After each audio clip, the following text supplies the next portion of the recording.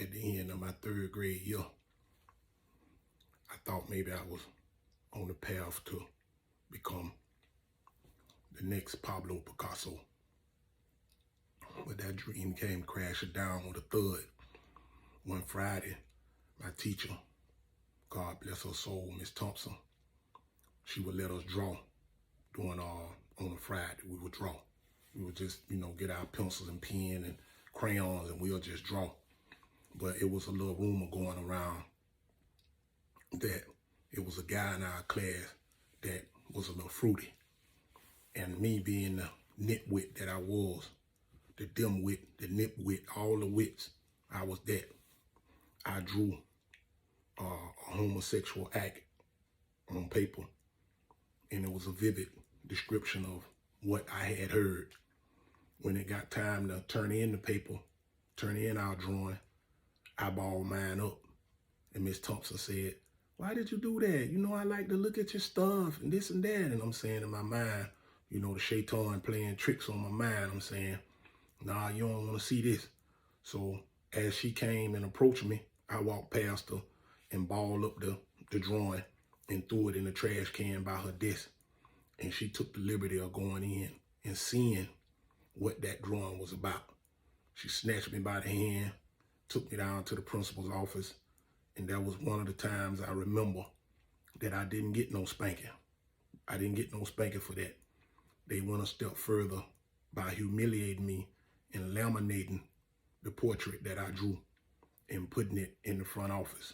So I didn't know about teachers planning day and, them planning these things. So by the time I got to the 4th grade, I was a jackass.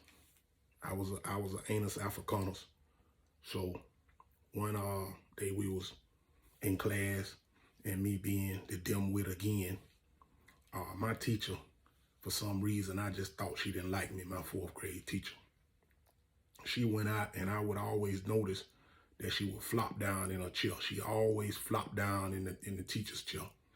So I went behind her desk with everybody looking. She went on a little break. Now I know it was a cigarette break because I can remember she used to smell kind of smoky. I went in her desk and I took a thumbtack and I put it right where I thought she would land. And when she came in and sat on it, she went to the moon. Yow!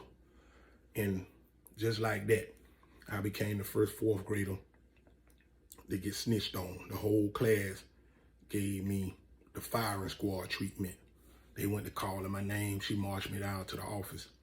So those type of things, my 4th grade year was a tumultuous one. It was off the railroad track. I wasn't on a good path on the 4th grade year. And on the way walking home from school, we would take our time to, observe everything we saw. And it was these big houses when you walked across the canal from the old school, the elementary school that I went. And it was a big house facing right when you go across the bridge there. And we found out that these white folks had a pool. So one Saturday, we came and snuck back around on the property and we went for a dive. Scuba dive, should I say. But my cousin, Mr. Rat and Carrie, they decided to swim naked. And when that white man came around the corner with that pump shotgun and said, "Freeze, nigga!" and our hands automatically jumped in the air. I jumped the gate and left them. I didn't look back. And it was so hilarious because when I did finally see them emerge from through the hedges, from where they ran from, they was naked. So I had to go to their mama's house, which is my aunt, and get them some clothes to bring back to where we was at, where we was swimming at. So those type of things were going on in my 4th grade year. That was also the year that I found out doing a field trip to Orlando to a place called Circus World where I vomited. I got on the roller coaster and vomited and embarrassed myself. It was a total embarrassment. So all these things, I had already described some stuff about me fighting and things of that nature or whatever, but that 4th grade year was not a good one for me. So that combination ended up being one that really put me on a fast track to nowhere. It put me on a fast track to nowhere, because at the end of the year, my mom came to the school. She was already upset at me because she had to miss so many days of work from coming to the school.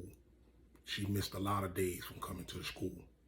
So, you know, to plug a little piece in before I get to the end of this sketch, it was a girl that was always begging in our neighborhood, little buck-toothed girl. She was a beggar. And one day, I had a half full of Pepsi, and I thought maybe I'd play the prank of all pranks. And it was a disgusting prank, but I pissed in her hair, put full of Pepsi, and I gave it to her. She was a beggar. But when I gave it to her and she chugged on it, she spit it out like it was gasoline. And what's that? And we was all laughing, just laughing. But I hear this girl grew up to be a police. She deceased now. She grew up to be a police in another city. And she was an elderly, still walking around looking for the pistol. So in school that day, back to the day, my mom came. I remember I was sitting to her left and mom was sitting to my right.